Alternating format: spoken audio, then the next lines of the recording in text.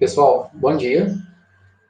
Na aula de hoje, a gente vai continuar trabalhando com o conceito de vetores ou variáveis compostas homogêneas, que a gente começou a ver na aula anterior. Então, vocês já tinham visto os conceitos básicos sobre arranjos ou vetores na primeira disciplina de programação, que foi a disciplina de algoritmos, então, os conceitos fundamentais.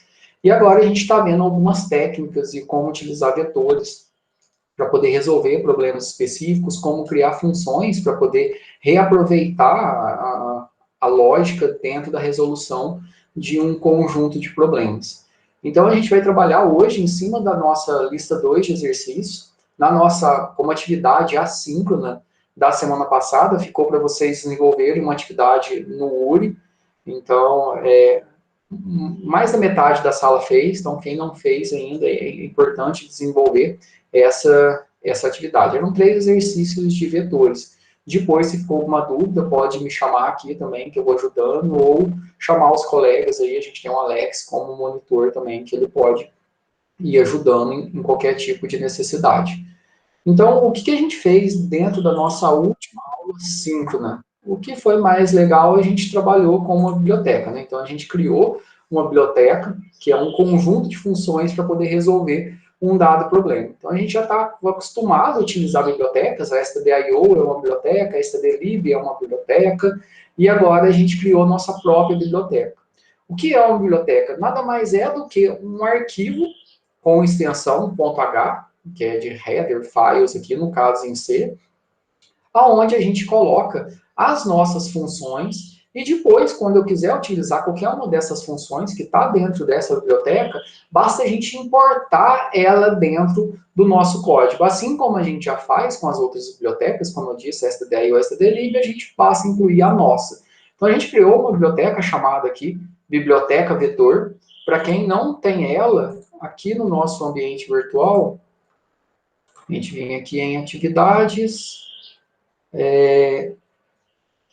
Deixa eu ver se está aqui dentro da semana 4. Aqui, ó. Dentro da semana 4 aqui, ó, material vetor, tá lá, ó, biblioteca vetor.h. Então, quem não tem ela, a gente vai utilizar ela agora, logo no começo da aula, baixem ela. E tem esse exercício 1 da lista 2, que a gente já fez utilizando a biblioteca. Então, baixem esses 2 arquivos, porque o que a gente vai fazer, a gente vai tomar como base também esse primeiro, para não precisar ficar reescrevendo grande parte do nosso código. A gente ir mais direto ao ponto, a resolução de um dado problema que a gente quer trabalhar. Então, hoje a gente vai focar aqui dentro da lista 2, na nossa aula assíncrona dessa semana, especialmente a gente vai gravar ela amanhã, das 11 ao meio-dia. Normal, a gravação da aula assíncrona é das 8h30 às 9h30 na sexta. Só que só essa semana a gente vai gravar amanhã, das 11 ao meio-dia. Eu já alterei lá na agenda do Google, e quem puder, quiser participar de forma online, e amanhã a gente vai ver como trabalhar com vetores em C#. Então, como criar um vetor lá, como trabalhar com interface gráfica utilizando vetores. Então, a gente vai ver isso amanhã. Quem não puder participar, vai estar gravado e o código também vai ser disponibilizado. E hoje a gente vai focar dentro da nossa lista. Então, é importante baixar esses 2 arquivos aqui para a gente poder trabalhar hoje. A gente vai pegar um exercício específico aqui para poder trabalhar e depois, se alguém tiver alguma dúvida, enviou algum exercício, é legal, é importante pegar a lista, tentar fazer, sentir dificuldade, que aí vocês podem apontar, ó, professor, pega esse para a gente poder fazer junto, e aí a gente pega um determinado exercício e faz. Tá joia? Então, pegou os 2 aqui, que é a nossa biblioteca, né? Então, dentro da nossa biblioteca, a gente criou uma funçãozinha chamada geraVetor, onde a gente recebe uma função do tipo void, né? Não retorna nada, ela é só executação. Então, através desse vetor aqui que ela vai receber como parâmetro, não preciso falar quantos elementos tem, só passar o nome, pode ser qualquer um aqui, né, do parâmetro, ela fecha colchetes para falar que é o vetor. O n é a quantidade de elementos. E a gente inicializa o nosso gerador de números aleatórios, percorre todo o vetor, lembrando que vetor é indexado de 0, então sai de 0 a n-1. Então, se eu tiver um vetor de 10 posições, ele sai de 0 a 9, os índices dele. E a gente está fazendo com que o nosso vetor na posição de i, ou seja, esse valor que vai sair de 0 até n-1, vai receber um número aleatório. Aqui, no caso, que a gente está colocando por 110, que é um valor aleatório de 0 a 9. Mas aí a gente poderia aumentar aqui para qualquer limite aleatório. criamos uma funçãozinha chamada mostra vetor, aonde vai receber também um vetor com parâmetro, a quantidade de elementos dele, percorrer e printar. Lembrando, essa barrinha aqui, esse pipe é só visual, é só uma divisão, não tem nada a ver com ou não, como um colega perguntou na última aula. Depois que eu terminei de percorrer, printf para quebrar a linha. Lembrando, esse printf está fora do for, que o for sem abrir e fechar chaves, é só a primeira linha que faz parte dele. Deixa eu só pegar uma pergunta aqui.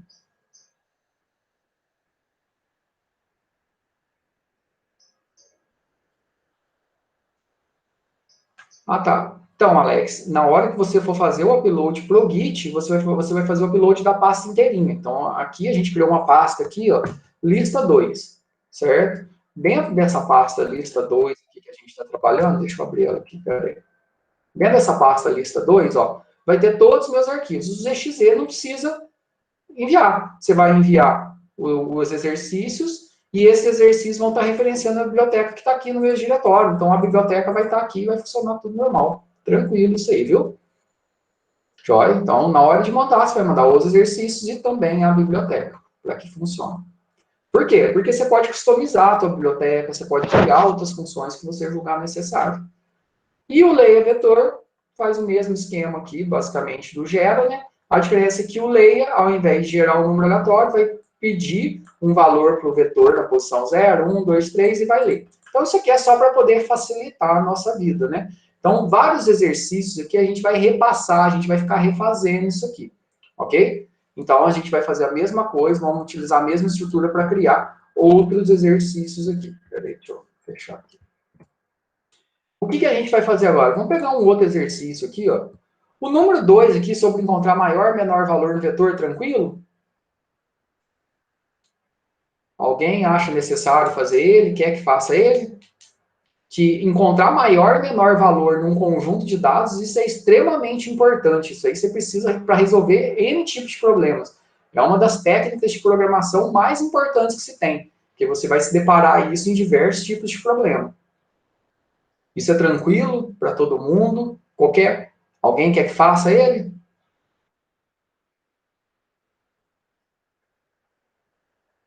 Pode fazer? Sim ou não?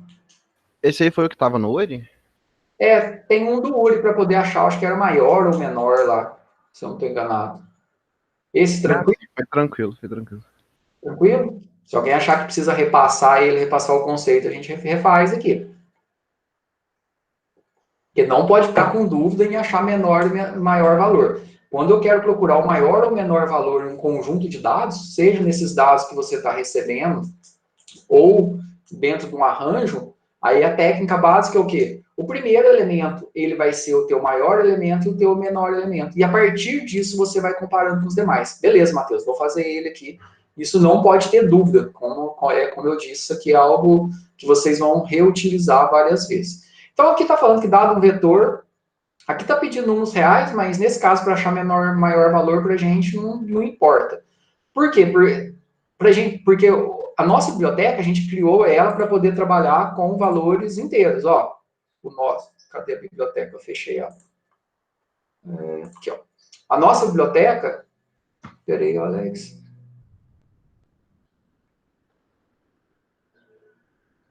Sim, Alex, a lista 1 pode entregar ela. Eu coloquei como um prazo lá, se eu não estou enganado, acho que até esses dias agora, mas se alguém não conseguir entregar, tranquilo. O importante é ir tentando fazer o máximo de exercícios possível. Isso, tá hoje. Se eu não estou enganado. Porque a gente colocou ela desde do começo do período, né? Mas mandem lá, coloca no Git lá tudo que você conseguiu fazer e depois, se você for conseguindo fazendo mais, você só vai adicionando no Git. Porque o que vocês vão mandar aqui dentro do Google Sala de Aula, a gente tem, cadê?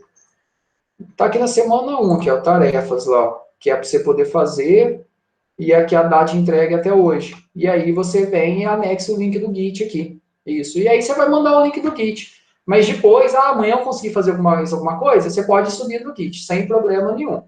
O importante é mandar o link do Git para mostrar que você já fez alguma coisa a mais, pelo menos, até hoje. E aí depois pode ir adicionando lá, sem problema nenhum. O importante é você praticar. Quanto mais você fizer, mais você vai se aperfeiçoar. Então, voltando aqui, só explicando a questão aqui do 2, que a gente está trabalhando, está pedindo números reais. Aqui a nossa biblioteca, a gente está trabalhando com inteiros, tá vendo? Ó? O vetor é inteiro, tudo é inteiro aqui. Ó. Se eu quiser trabalhar aqui dentro aqui, ó, Marcos, quem perguntou aí, ó, lá na semana 1, tá a atividade aqui, ó. Quer desenvolver a lista de exercícios aqui, ó. E na hora, aqui, opa, deixa eu manter ela aqui. Aqui é só você adicionar, você pode mandar aqui, você vai adicionar e manda o link dela. Você pode colocar o link no arquivo texto ou mandar ali no comentário mesmo, você mandar e marca como concluído. Tem várias pessoas que já fizeram ele aqui. Beleza? Aqui, ó, dentro da semana 1 tem tarefas. E tá a data de entrega hoje. Joia? É só colocar o link do Git ali. Se alguém tiver com dificuldade de colocar no Git nesse momento, tem a aula que eu expliquei lá, mas se mesmo assim não conseguir, tem uns colegas para ajudar, mas se não der certo, pode colocar numa pasta no Google Drive e mandar o link da pasta do Google Drive também, certo? Ô, Matheus, Oi. aquela atividade que tinha aquela lista, onde que ela tá? Da Que eu lista, procurei, eu acho. A lista 1. a lista 1, aonde que está a lista? Onde que está Isso, a atividade? A atividade está aqui dentro da semana 1, tarefas. tarefas? Isso, vai lá em semana 1. Aí tem Tá. aqui um exercício, que é uma atividade, tarefas. Entrega hoje. Tá vendo minha tela aqui? Sim. Aí a Essa. lista tá aí dentro? Isso, aí você vai mandar o link aqui. Ah, entendi. Beleza. Beleza? Se você mandar o link do Git, ou se não der certo o Git, do Google Drive. Tá. Beleza. Pessoal, voltando aqui, né? Então, a gente sanou essa dúvida da lista 1. Se a gente quiser criar aqui, aqui é como eu falei, a gente está trabalhando com inteiro. Se eu quisesse trabalhar com números reais, eu teria que criar outras funções, porque aqui a gente não tem o que a gente chama de sobrecarga de métodos, que é algo de orientação a objeto. A gente teria que criar um mostra vetor real, gera vetor real, ou leia vetor real, porque a tipagem de dados aqui vai ser diferente. Só para a gente não precisar ficar recriando as funções, esse exercício de achar maior ou menor, a gente vai trabalhar com inteiro mesmo. Então, só para a gente poder agilizar. Então, vamos criar aqui, a gente vai incluir as nossas bibliotecas. E aí, quem já fez esse, pode ir fazendo os outros exercícios. Não tem um conversor nesse caso aqui. Nesse caso, porque está pedindo para a gente poder trabalhar com real. E a biblioteca lá, as funções, a gente está trabalhando com inteiro. Então, nesse caso, ele não vai se adequar. O correto aqui, se a gente fosse trabalhar com real, é a gente duplicar as funções. Ó, deixa eu fazer só por gera para vocês verem. Ó. Ou por mostra. Ó, então, gera aqui, ó. Ó, aí eu poderia colocar gera vetor real. E aqui eu poderia receber um vetor de float. Aqui a quantidade de elementos é a gente mesmo, né? Estou gerando valor aleatório, e esse valor aleatório aqui, só para gerar um número real, por exemplo, eu vou fazer um número de 0 a 9, ou de 0 a 50, por exemplo, 0 a 49, e divido ele por, sei lá, por 3. E aí a chance de gerar um número quebrado. Então, eu estou gerando um vetor de valores reais, tá vendo? Esse vetor é do tipo float, e aqui eu estou gerando um valor aleatório. Poderia deixar de 0 a 49 normal. E já que a gente já fez aqui, ó, mas só que é só para poder não alterar. E era só fazer a mesma coisa com mostra. No mostra aqui é só mudar para float aqui e para %f aqui. Só copiar e colar. Certo? Depois eu atualizo ali. Então, include, receber aí o ponto H. Include, aí a gente vai incluir a nossa biblioteca, né? Biblioteca vetor.h. Lembrando, por que aqui está entre aspas? Porque a gente está apontando para uma biblioteca que está no mesmo diretório nosso, certo? Então, vai facilitar. Esse arquivo tem que estar salvo onde? No mesmo diretório da biblioteca. Então, eu criei uma pasta lista 2, aqui eu vou colocar tudo. Então, esse aqui, ó, é o exercício 2. Vou salvar com ponto .c aqui. E aí a gente vai ter o nosso main. Para poder, a gente vai ter o nosso vetor, né? Vou criar um vetor, lembra que a gente está colocando um limite de 100. Então, essa estrutura ela vai ser padrão. Você pode até copiar e colar dos outros exercícios. Lembra aqui que a gente fez isso? Ó? A gente vai ter a quantidade de elementos, vai ter o i, quantos elementos vetor, estou lendo. E aí eu posso chamar o vetor, eu mostro, tá vendo? Tudo isso aqui, ó, que tá naquele exercício lá, que tá no ambiente, ó, tudo isso aqui, ó, é igual, ó. Isso aqui sempre vai ser igual, ó. Se a gente colocar aqui, ó, basicamente para todo exercício, ó, estou criando um vetor, aqui eu estou chamando de número, se eu quiser chamar de V, pode. Aqui é só um vetor, aqui, eu estou criando um vetor de números que tem até 100 elementos. A gente está alocando 100, mas eu vou perguntar quantos elementos, que é o meu N aqui, que o usuário vai querer. Aí eu pergunto para ele se ele quer gerar ou se ele quer ler. Vou ler uma opção aqui. É o que a gente já fez, né? Se a opção for 1, eu gero. Se não, eu leio. Isso a gente já tem as funções e a gente mostra. Então, a gente pegar essa estrutura básica aqui, ó, ela já funciona. Então, a gente já tem o gera, já tem o lei, já tem o mostra, tudo isso. Se a gente rodar isso aqui, ó, isso agiliza muito a nossa vida, né? Então, se eu colocar a quantidade de elementos do vetor, 10. Ah, eu quero gerar. Eu já gera os elementos do nosso vetor. Aqui, nesse caso, o que a gente vai ter? A gente quer achar o maior e o menor elemento. Qual que é a técnica que a gente faz? Eu pego o primeiro elemento, no caso aqui é o 0, por coincidência. Deixa eu gerar de novo, só para pegar um valor diferente, para não ficar tendencioso aqui essa simulaçãozinha. 10, gerar. Isso, agora gerou. Como que eu acho o maior e menor elemento? Pego o primeiro elemento, por exemplo, 5, e ele é o meu maior e ele vai ser o meu menor. E depois eu passo um fluxo de comparação com todos os outros demais. Por exemplo, o 5 é o maior. E agora eu passo para o próximo. O 8 é maior que o meu maior atual, que é o 5? É, 8 é maior. Então o meu maior passa a ser o 8. E aí depois eu vou testar também para o menor.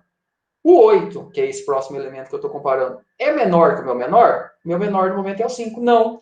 Então, quando eu comparo aqui com 8, ó, eu parti do maior, o menor é o 5. Quando eu comparo com 8, o maior passou a ser o 8 e o menor continua a ser o 5. Aí, agora, eu passo para a próxima posição. Vou comparar com 5. O 5 é maior que o meu maior? Não, meu maior nesse momento é o 8, continua o 8. O 5 é menor que o meu menor? Não, é igual. Então, o meu menor continua sendo 5. Passo para o próximo. 1 é maior que o meu maior? Meu maior nesse momento é 8, continua sendo 8. 1 é menor que o meu menor? É. O meu menor é o 5, nesse momento. 1 é menor que 5? É. Então, o menor recebe 1. Recebe, o menor passa a ser 1. Então, a gente vai comparando posição por posição. Então, sempre quando eu quero achar maior e menor elemento de um conjunto de dados, o primeiro elemento é o meu maior e é o meu menor. E depois eu vou comparando com todos os demais. Quando eu fizer essa comparação com qualquer um deles, se ele for maior que o maior, ele passa a ser o maior. Se ele for menor que o menor, ele passa a ser o menor. Então, essa é a nossa lógica. Então, isso aqui que a gente fez aqui, ó, a gente não vai ter soma, né? Lembrando que nesse problema, a gente vai ter o quê? Uma variável para guardar o maior e uma variável para poder guardar o menor. Isso, Lucas, é uma atividade do URI. Só repassando, é porque eu expliquei o quanto é importante saber achar o maior e o menor, e teve colega que teve dúvida. Então, aí a gente está refazendo ela, só para poder sanar qualquer tipo de dúvida. Joia? Então, a gente vai achar o maior e o menor. Então, eu já tenho o meu vetor pronto aqui. E o que a gente vai fazer? Ó? O maior vai receber o meu vetor na primeira posição. O meu vetor aqui é o números, né? Lembrando. Qual que é a primeira posição do vetor? 0. E o menor também vai ser o quê? O meu vetor, nesse caso, meu vetor chama números, na posição 0. Então, o que a gente está fazendo? O meu maior e menor elemento é o primeiro do nosso arranjo ou da nossa massa de dados. O que eu tenho que fazer agora? Percorrer todas as posições e verificar se alguma dessas outras posições passa a ser maior ou passa a ser menor. Como que eu percorro o vetor? Com for. Então, for, por meu i saindo de 0, enquanto meu i for menor que a quantidade de elementos, e mais. Vou abrir e fechar chaves no for, só para ficar mais fácil de entender. Então, o que eu quero fazer para cada posição? Ó, se eu já fiz que o meu maior é o meu primeiro elemento e o meu menor é o meu primeiro elemento, ou seja, o meu vetor na posição 0, eu não preciso partir do 0, porque senão eu vou comparar ele com ele mesmo. Ó. Quando eu faço isso aqui, ó, deixa eu ver se ele vai rodar sem nada aqui. Ó, quando eu tenho meu vetor, eu estou fazendo que o maior é o meu vetor na posição 0, é 1. E o meu menor é o meu vetor na posição 0, que é 1 também. Aí depois eu tenho que comparar esse aqui, ó, com todos os outros demais. Então, como eu tenho que comparar com todos os outros demais aqui, deixa eu ver, Lucas. Tá, mas aí você não pode pegar o N, Lucas, porque o N é um índice que não existe. Ah, tá, você jogou um índice maior. O menor você colocou um valor alto aí. Eu entendi o que você fez, mas não é a forma correta de fazer. Por quê? Se você estiver considerando que o menor valor que você pode receber, que o maior valor que você pode receber é 1000, vai dar certo. Mas se por acaso você estourar esse limite de 1000 aí, se você for jogar, isso não funciona para qualquer tipo de dados. E aí você fez. Ah, eu entendi o que você fez. Mas a forma correta de fazer, sempre quando você. Isso. Você fez com o menor valor que é 1000. Isso, porque isso era algo específico, o limite da atividade lá. Isso, é. O limite. Esse era específico da atividade, mas isso não funciona para qualquer arranjo de dados. Pensa que você pode receber qualquer valor. Então, o teu maior e o teu menor tem que ser o quê? O primeiro elemento. Então, o maior e o menor tem que ser o primeiro elemento. Isso aí funcionou para um problema específico, mas não funciona para qualquer tipo de problema. Então, não faz sentido eu comparar ele com ele mesmo depois dentro do for aqui. Então, eu já posso comparar, ó, com todos os outros demais. Então, eu já sei que o meu maior e o meu menor é o 0. E aí eu tenho que comparar o quê? A partir do índice 1 para frente. Então, é isso que a gente vai fazer. Ó. Por isso que eu estou fazendo meu for saindo de 1. Se eu fizer saindo de 0, tá errado? Não, vai funcionar. Mas você vai estar gastando um teste lógico à toa. E depois a gente vai entender o quanto é importante ter esse tipo de controle. Um teste lógico não faz diferença. Mas isso para uma massa de dados grande depois pode fazer. Aí o que a gente vai fazer? Vou verificar se o meu vetor, que é o números, né, na posição de, ou seja, se esse valor meu aqui, ó, ou seja, na posição de que é 1, se ele é menor que o meu menor. Ou seja, se eu verificar aqui, ó, qual que é o meu menor atual? É 1. 2 é menor do que 1? Nesse caso, não. Mas se o valor que está na posição 1 aqui, por exemplo, se fosse menos 5 é menor que 1? É. Se isso fosse verdade, o que eu iria fazer? O menor vai receber esse valor, os números na posição de I. Aí toda essa lógica tua aí para frente está certo. Isso eu testei o quê? Para o menor. E agora, eu vou fazer a mesma coisa com o maior. Ó. Se o meu vetor na posição de, ou seja, meu vetor na posição 1, que é o 2, se ele for maior que o meu maior, quem que é o meu maior no momento? É 1. Aqui não é if e else, são ifs diferentes porque eu quero executar o 2, um para maior e um para menor. Então, se o meu vetor números na posição de for maior que o meu maior vai receber quem? Vai receber esse valor que está armazenado. Então, quando a gente faz isso aqui, ó, quem que saiu do meu maior? 1, que é o meu vetor na posição 0. Agora eu estou fazendo um for saindo da posição 1. Então, números na posição 1, 2. 2 é maior que o meu maior no momento é 1. 2 é maior que 1? É. Então, o meu maior vai receber o meu vetor na posição de números na posição 1, que é o valor 2. Então, meu maior passa a ser o 2. Então, nesse momento aqui, ó, o meu menor é 1, o meu maior é o 2. Na hora que eu der o loop aqui, e o i estava valendo 1, vai passar a valer 2. Vem aqui para onde que é o 9. 9 é menor que o meu menor? Então, números na posição de i é menor que o meu menor? Não. Meu menor continua sendo 1.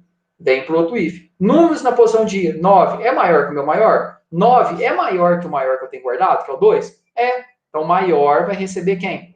9. Então, a cada loop, a cada posição, a gente vai fazendo um teste lógico. E esse valor do maior e do menor, ele vai sendo alterado toda vez que entrar dentro do if até o final do vetor. Quando eu sair do meu vetor, ou seja, que eu percorrer todo ele, eu já vou ter realizado todo o teste lógico aqui para cada uma das posições. Então, quando que eu vou saber quem é o maior e quando é o menor? Quando eu terminar o quê? O meu for, que é percorrer todo o meu conjunto de dados. E aí a gente mostra printf, maior valor, 2 pontos. lembrando lá que lá no URI a gente tinha que guardar a posição também, né? Então, no exercício do URI específico. Então, tinha que guardar lá o índice do maior e o índice do menor. Então, maior valor, % D, barra N, menor valor, 2 pontos, % D.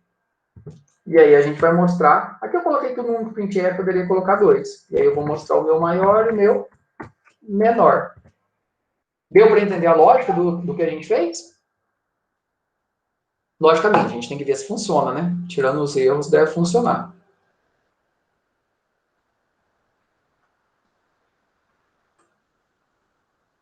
Ó, vou colocar 10 elementos aqui também. Vou gerar, né? Para não ficar digitando. Ó, tem todo o meu arranjo aqui, ó. O maior valor é 8 e o menor valor é o 0. Se a gente quiser ficar vendo isso passo a passo, ó, a gente consegue ver para cada uma das posições. Ó, o que eu vou fazer agora aqui, ó, é só um print para a gente poder entender o passo a passo. Não precisa fazer se não quiser. E também não é algo que você vai ficar colocando num programa rodando. É só algo didático. Ok? Então, toda vez que tiver alteração, aí eu vou ter que abrir e fechar chaves. Até se você quiser copiar e colar, até tá o exercício 2 aqui, se você quiser criar uma cópia dele, exercício 2 comentado, isso é só para poder entender melhor, porque da forma que está mostrando, ele só está apresentando o nosso resultado. Ok? Então, aqui, ó, eu vou colocar aqui, ó, eu vou pegar esse printf que está no final, como eu falei, ó, daqui para frente, quem não quiser fazer, não precisa. Certo? Ó, então, eu vou printar o maior e menor valor aqui, que a gente tem no começo. Então, a gente vai ver que o maior e menor valor do começo é o índice 0. E toda vez que a gente alterar, toda vez, a cada loop aqui, ó, a gente vai ficar vendo quem é o maior e quem é o menor valor. Então, a gente vai ver que vai acontecendo essas alterações, ó.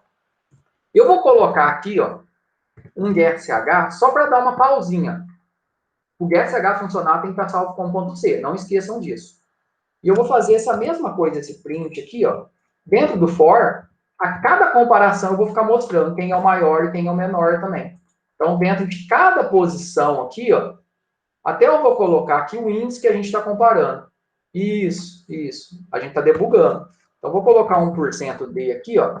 Só para além da gente ver o maior e o menor, eu vou ver o I.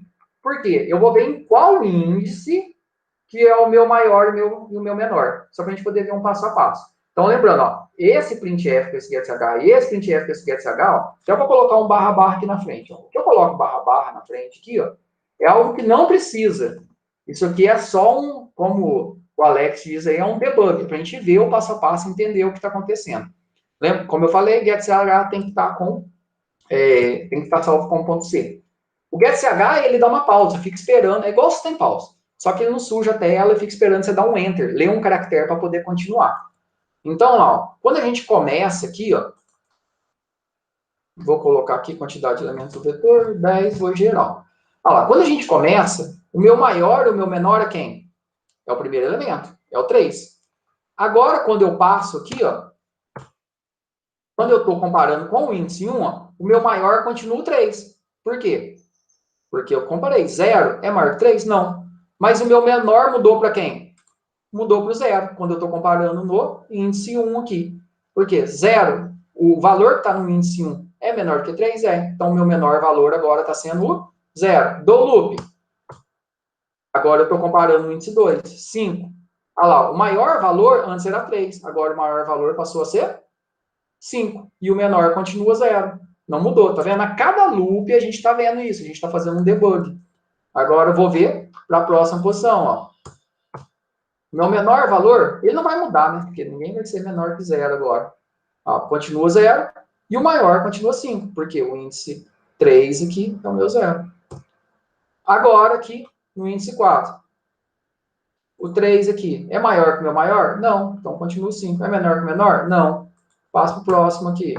O índice 5. Está comparando com o 0 aqui. Continua sendo 0 e o maior continua sendo 5. A gente vai ter alteração só ali no 6, né? Continua a mesma coisa, eu estou comparando com 2. Meu maior continua sendo 5, o menor continua sendo 0. Vou comparar com 6. Agora o meu maior muda, tá vendo? Ó? Por quê? 6, meu vetor na posição 7 é maior que o maior era 5, tá vendo? Ó? Agora o maior passou a ser 6, o menor continua. Agora vai comparar com 8. Mudou o maior também. Então, meu vetor no índice 8. No índice 8 tem o valor 8, então o maior é o 8. Coincidentemente, o índice e o valor são os mesmos. E agora, na posição 9, eu tenho 1, não é maior que o maior, não é menor que o menor. E quando a gente sair, a gente já tem aqui qual que é o maior valor e o menor valor. Então, isso foi só para poder entender que a cada posição ali ele vai se alterando. Vou comentar aqui, ó, só para não ficar. Depois eu subo lá para não ficar sujando, certo? Só para poder entender. Deu para entender melhor? Acharam válido aí a simulaçãozinha para poder ver o passo a passo? Isso é muito legal você ir colocando para poder entender o que está acontecendo. Lógico, é só se você tiver com alguma dúvida e entender melhor. Olha. Pessoal, dos exercícios aqui, ó, da parte de vetor, qual que vocês querem que a gente faça agora? Escolha um outro aí.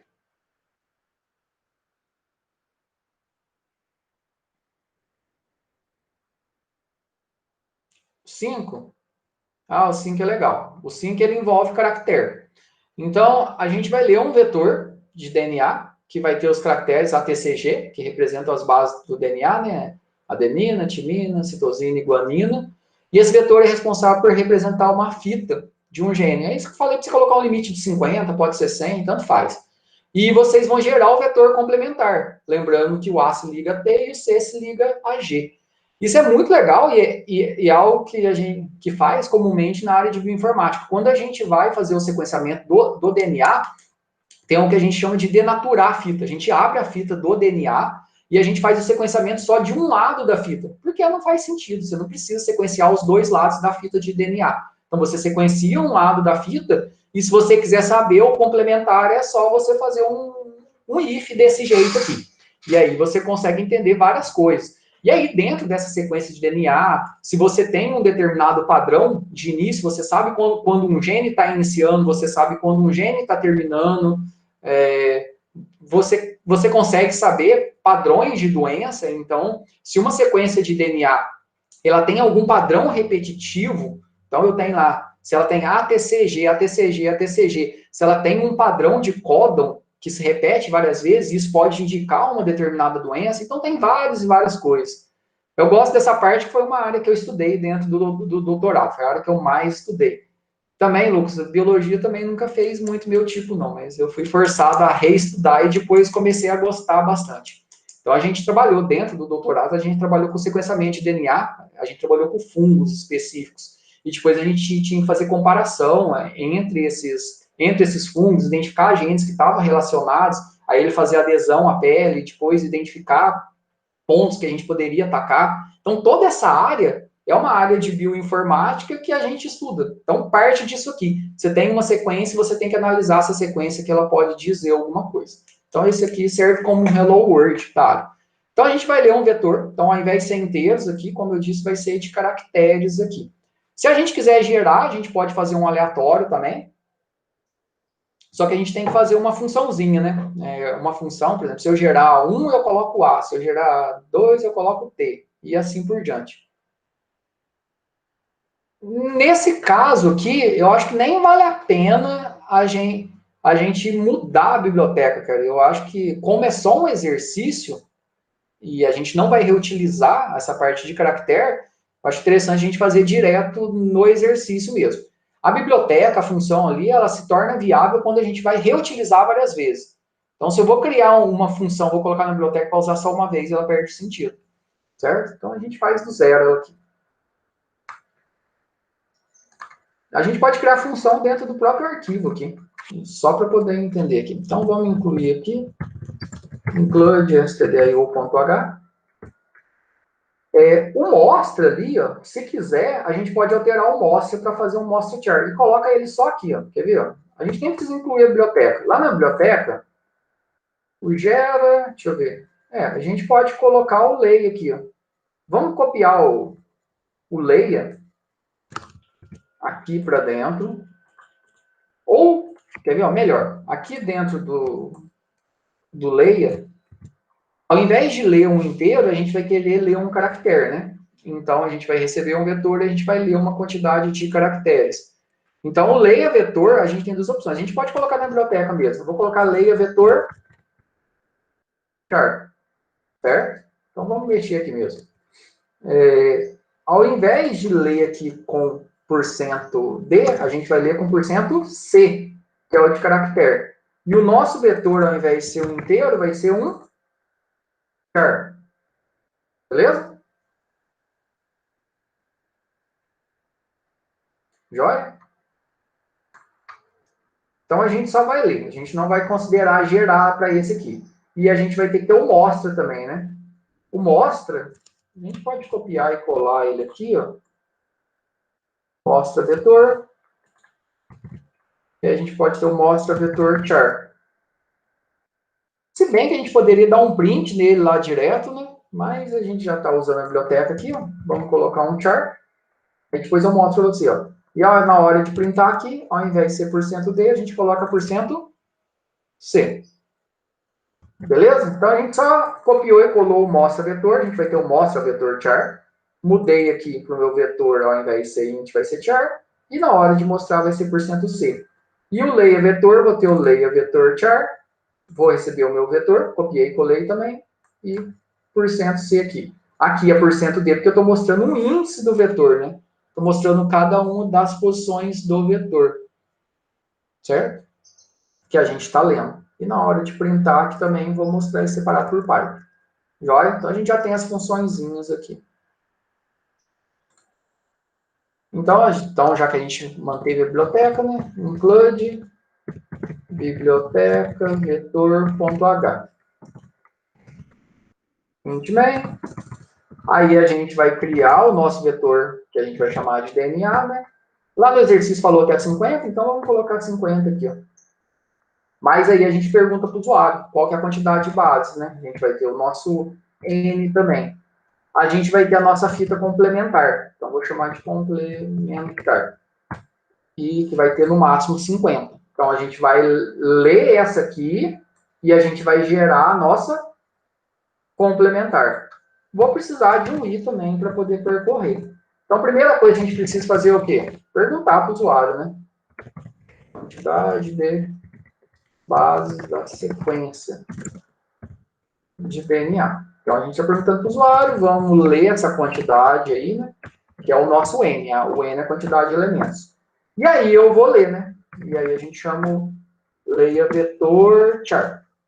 E aí eu vou passar o meu vetor de DNA, que é o que eu vou ler, e a quantidade de elementos que eu quero ler. Então, a gente já conseguiu ler. Então, vamos só ver se a gente consegue ler e mostrar, né? Então, e mostra o vetor char, vou mostrar o meu DNA. E aí a gente vai mostrar. Então, por enquanto aqui, ó, a gente só leu e mostrou. Aí, na sequência aqui, a gente vai gerar a fita complementar. Então, a gente só leu e mostrou. Assim fica melhorzinho mesmo. Então, vamos colocar aqui exercício 5. Lembre de salvar com ponto C. Que às vezes a gente usa, se for usar o GetSH para ver um passo a passo. O N na int. Isso, nossa, tudo errado aqui, desculpe. Bem lembrado aí, ó. Int, o N e o I são int. Foi só na... O char aqui são os dois vetores nossos. Uma coisa que a gente vai ver depois, que todo char é um int. É tudo a mesma coisa aqui. A gente consegue ver que sempre quando a gente está armazenando tudo que a gente armazena dentro de um char é um número da tabela ASCII.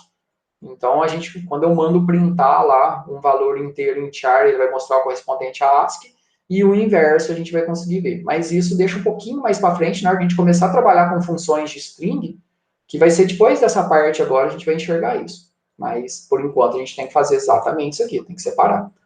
Então, vamos rodar aqui só para a gente poder ver, a gente consegue ler. Olha lá, quantidade da sequência aqui.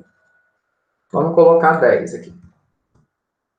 Opa! Uma coisa importante, ó, ele até pulou aqui, ó. A linguagem C, ela tem um bug na hora da gente ler caracteres ou vetores de caracteres. Então, vocês viram lá? Não devia ter deixado parado. Tem hora que ele vai pular a leitura. Olha lá, tá vendo? Ele pulou o 0 e já começou a ler o 1 direto. Isso é um bug da linguagem, específico da linguagem C. Porque a gente tem um buffer de leitura do teclado e às vezes ele guarda um enter lá. E aí ele entende, quando ele entra para poder ler esse caractere, ele entende que você já deu um enter. Ele guarda uma sujeira lá, dentro do buffer do teclado. Então, o que a gente tem que fazer? Qual que é uma prática comum na linguagem C? Isso, setbuff, flush, stdin. O buffer é o stdin, que é o standard input, que é o teclado. Então, a gente tem que, sempre antes de ler qualquer caractere, a gente tem que limpar o buffer. Então, por que eu tenho que fazer isso? Porque é um bug da linguagem C específico. Então, vem aqui na biblioteca vetor, onde a gente está lendo o vetor char, antes da gente fazer o scanf aqui, ó, o que a gente faz? Vamos limpar o buffer do teclado, que é o flush stdin. Ou pode ser o setbuff também. Aí você está setando o buffer e limpando ele. Limpando o buffer do teclado. Como eu falei, para que serve isso? Porque ele lê, ele vai limpar o buffer antes de ler. Então, se ele limpa antes de ler, ele tira qualquer tipo de sujeira que tem ali. Isso é um erro comum na linguagem. E legal que apareceu agora para a gente, que você já deve ter visto isso também, né? Opa, não quero rodar a biblioteca, não, tô louco. Quero rodar o exercício. Você não vai conseguir rodar a biblioteca, né? Biblioteca você consegue compilar ela. Ah, ele está dando erro no time, pode incluir a TimeH aqui, se quiser verificar a biblioteca. Aí, agora vamos ver aqui, 10. Aí, bonitinho agora, né? Então, vamos considerar por padrão. Ah, tá. O C, ela é padronizada pela ANSI. Então, não tem um dono, né? É uma linguagem de programação que existe a normatização. Mas é uma linguagem que ainda é utilizada para alguns fins específicos e quem precisa cria bibliotecas. Mas, por exemplo, o compilador, esse buffer mesmo, não atualizaram ele, não resolveram. Então, não é uma linguagem que se cria novas features nela. Embora seja muito utilizado, principalmente para sistemas embarcados, mas não tem novas features. Aí quem precisa, o que faz? A partir da linguagem C, você vai criando algumas bibliotecas, alguns frameworks partindo dela. Mas ela em si, a normatização padrão dela, da ANSI, que é a associação responsável por regulamentar ela, não. Como você não tem um dono específico. Ela é só normatizada. Então, tem algumas implementações diferentes de C. Antigamente, a Borland e a Microsoft, cada um ficava criando uma coisa diferente, sabe? E aí, na hora que você ia programar em C, você não sabia se a função que você estava usando funcionava ou não, porque isso dependia do compilador. Então, a ANSI normatizou. E aí, depois, as outras linguagens foram mudando de nome. Então, ó, então vamos colocar tudo em maiúsculo aqui, ó. A, T, C, G, G, A, T, C, C, E. Beleza. A gente leu aqui a nossa sequência de DNA, ó, e o mostra dela funcionou bonitinho, sem problema nenhum. Como a gente quer ler a sequência de DNA, se eu quisesse digitar ela direto, também daria certo, porque a gente poderia ler aqui, ó, ao invés de ler dessa maneira, chamar o leia vetor, a gente poderia, todo vetor de caracteres, a gente pode entender como uma palavra contínua. Então, a gente poderia, ao invés de fazer isso aqui, ó, ao invés de chamar o leia vetor, a gente poderia dar simplesmente um gets DNA. O gets, eu não sei se vocês já viram ele anteriormente, é o get string. Ele só serve para poder ler se for uma string, ou seja, um vetor de caracteres. Está na hora de ler, ó, eu poderia ler simplesmente assim. Aqui eu estou lendo posição por posição. Aqui eu consigo ler ele inteiro, ó. Se eu colocar aqui, ó. Opa, peraí. Deixa eu ver o que ele deu de erro aqui. Ah, tá. Faltou dar o flush aqui também. Antes de usar o get, né? Flush stdin.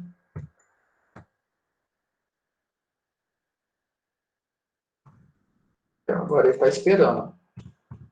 A, B, C, G, A, P, P. Quanto eu digitei? 1, 2, 3, 4, 5, 6, 7, 8, 9, 10. Aí, ó, eu digitei direto. Aqui eu li com get, ó. E a gente mostrou posição por posição. Ah, e se eu não quisesse utilizar o mostra aqui, do jeito que está? A gente poderia só, simplesmente, ao invés de usar o mostra aqui, ó, a gente poderia usar o puts. Então, put S.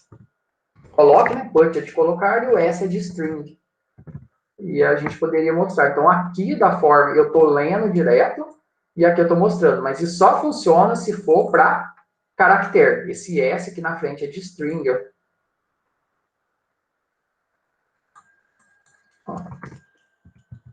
Ah, 1, 2, 3, 4, 5, 6, 7, 8, 9, 10. Olha lá, porque eu li o que eu mostrei. Beleza? Isso aqui é, não sei se vocês já tinham visto isso, mas só para conhecer. Mas vamos deixar o mostra aqui, ó. E eu vou usar o get no meu aqui, porque eu acho mais fácil ler tudo de uma vez que ficar digitando posição por posição. Mas aí fiquem à vontade, beleza? Aí agora a gente tem que fazer o nosso trabalho propriamente dito, que é o quê? Gerar a fita complementar. Eu vou ter que ver o quê? Em cada posição do nosso vetor, a gente vai ter que ver o quê? Se tiver o A, na complementar a gente coloca o quê? O A se liga ao T e o C se liga ao G. Então, se tiver A, eu coloco T. Se tiver T, eu coloco A. Se tiver C, eu coloco G. Se tiver G, eu coloco C. Qual que é a forma mais fácil de fazer isso? Teste lógico. Então, eu vou ter que testar para cada uma das posições do nosso vetor. Então, tem que percorrer o vetor. Como que eu percorro o vetor? For, para o meu i saindo de zero, enquanto meu i for menor que a quantidade de elementos, e mais. Então, vou ter que percorrer o meu vetor. Para cada posição do vetor, eu tenho que ver o quê? O que tem dentro dele. Então, se for A, coloco T. Se for T, coloco A. Posso fazer if else ou mais fácil usar um switch case. Eu acho mais fácil usar o switch case para ficar mais organizado. Então, o que eu vou selecionar? Cada posição do meu vetor de DNA. Então, eu vou utilizar um switch para cada posição do meu vetor de DNA, que é o i, né? 0, 1, 2, 3. Para cada posição do vetor de DNA, o que eu vou fazer aqui? Vou testar o que eu tenho dentro dela. Vou fazer um case. Ah, como eu vou testar com um caractere, eu vou ter que testar com aspas simples aqui. O switch case só funciona em C para números inteiros e char. Então, nesse caso, o char vai funcionar, porque o char por trás ele é um inteiro. Então, se por acaso, na posição I, que vai ser qualquer uma das posições, 0, 1, 2, 3, se for P, o que eu vou fazer?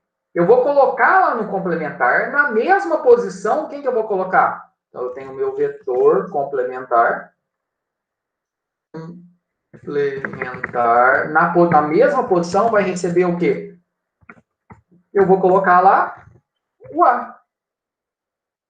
E é isso que eu vou fazer para todos os outros. Deu para entender isso aqui? Ó? Vou percorrer o meu vetor de DNA. Para cada posição do meu vetor de DNA, eu vou selecionar ela. Ou seja, vou pegar a posição 0 do vetor e vou olhar nela. Se na posição 0 tiver T, lá na complementar, na mesma posição 0, eu vou colocar o A. E aí eu vou fazendo isso aqui para todos os outros, né? Vou fazer esse switch case aqui, ó, para todos. Opa, deixa eu colocar mais aqui. A gente vai ter 4, né? Ó, se for T, eu coloco A. Se for A, eu coloco T. Se for C, eu coloco G no complementar. E se for G, eu coloco C. Entendeu? Então, de acordo com o que tiver no complementar, no vetor de DNA, de acordo com o que tiver no vetor de DNA, é o que a gente vai colocar lá no vetor complementar. Poderia fazer com if else? Poderia, normal, sem problema nenhum. E quando eu sair do for, que foi que eu já percorri tudo, né? É só fazer o quê? Printf. Opa, mostra o vetor complementar, né? Fita complementar do DNA. E aí a gente só dá, eu quero ver a fita. E aí a gente só chamar, a gente pode chamar um mostra, ou a gente pode printar direto. Se eu quiser dar um put S lá, eu consigo printar direto, ou a gente pode chamar o nosso mostra, que ele está mais legal, né? Mostra vetor char, e aí eu vou passar o meu vetor complementar e a quantidade de elementos que eu quero. E aí a gente consegue enxergar ele bonitinho. Então aqui, ó, o mostra, a gente vai ver o nosso vetor de DNA, a gente gera o complementar e depois mostra o complementar. Deu para entender o que a gente fez aqui? Deu para entender o uso do switch case para cada uma das posições do vetor? Bruna, tranquilo? Jóia, vamos ver se funciona, né? Não adianta nada. Tirando os erros, deve funcionar. Opa, tem um print perdido aqui, ó. Print F. Você vai programando em tudo quanto é linguagem, vai comendo alguns caracteres. Beleza. Quantidade. Então, a gente vai ler uma sequência aqui. Eu vou colocar 10. Como eu estou usando o gets aqui, ó, e não o nosso layer lá, eu vou digitar direto. Então, A, T, C, G, A, T, T, G. Deixa eu ver quanto deu. 1, 2, 7, 8, 9, mais um. T. Faltou dar um barra N para ver um embaixo do outro, né? Eita. Vamos deixar um embaixo do outro que vai ficar legal. Vou tirar esse fita complementar aqui, ó. Que aí a gente deixa um embaixo do outro, ó. Mas pro A, ó, gerou o T. Pro T, gerou o A. Pro C, gerou o G. Vou digitar de novo aqui. Não gostei, não, desse jeito. Essa apresentação não ficou legal. Vamos ver como é que fica. Eu vou tirar esse escrito fita complementar aqui, ó. Para um ficar embaixo do outro aqui. Então, esse aqui, ó. Vai mostrar um embaixinho do outro. Aí vai ficar mais legal para a gente poder ver. Vamos colocar 10 aqui de novo. ATCG, AATTCG. Isso, olha lá. Agora ficou bonitinho, agora dá para ver, ó. Olha lá, essa aqui é a fita que a gente digitou, né? É a fita de DNA que a gente leu. E aqui a fita complementar, ó. Onde que eu tenho A, ela se liga ao T. O T se liga ao A, o C se liga ao G, o G ao C, o A ao T, ao T, T, A, C, G, G, C. Deu certo aí? Conseguiram entender o que a gente fez?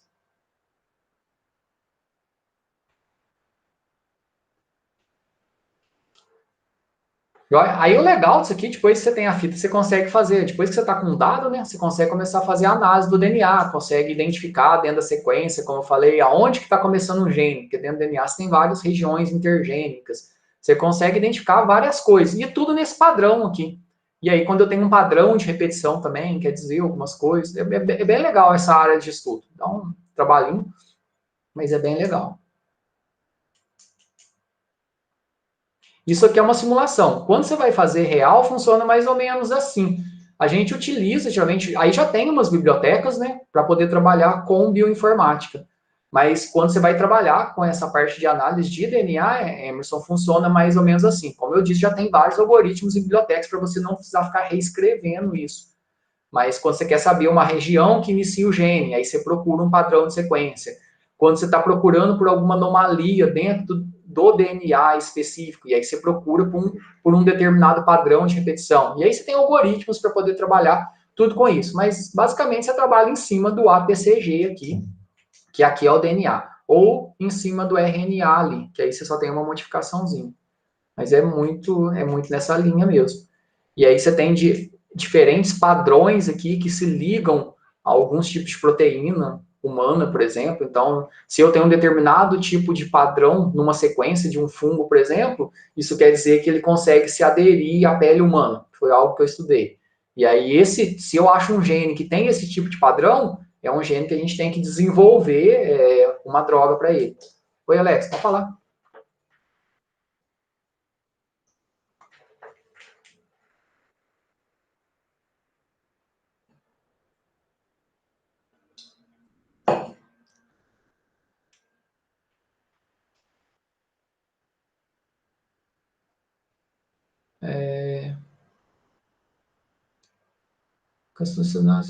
Trabalhar com o quê? Tá. Caso eu não lecionasse, é muito focado em pesquisa hoje. Então, mas tem algumas indústrias, então quando a gente pensa em biotecnologia, qualquer empresa de biotecnologia hoje a gente está vendo muito em alta a parte de desenvolvimento de vacina.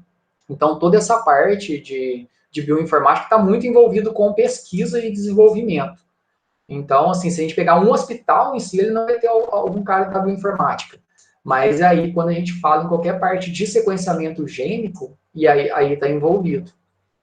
São poucos hospitais que trabalham com esse tipo de tecnologia hoje no Brasil, né? Que você vai trabalhar com sequenciamento, mas é muito envolvido a pesquisa e desenvolvimento mesmo.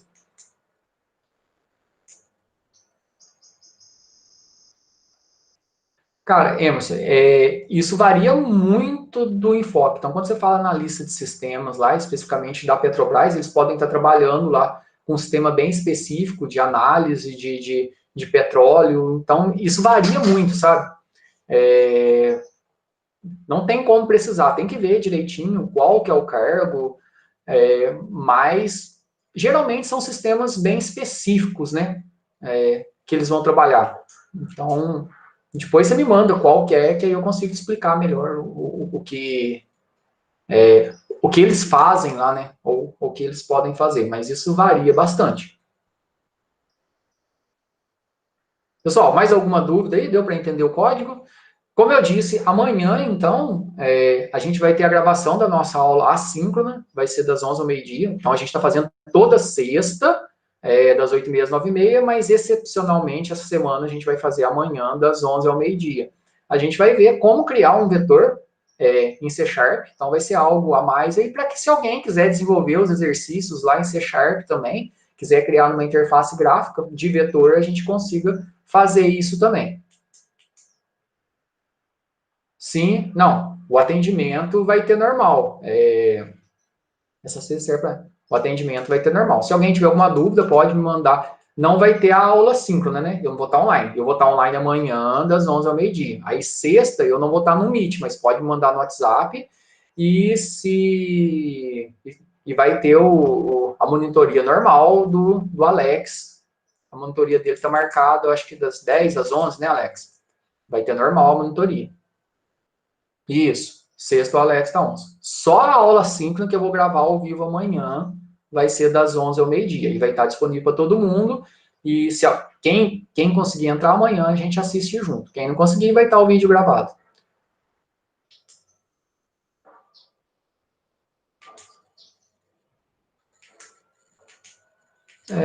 O ápice da carreira, eu acho que o ápice é algo muito complexo, Lucas. O ápice é quando você cansou de fazer alguma coisa.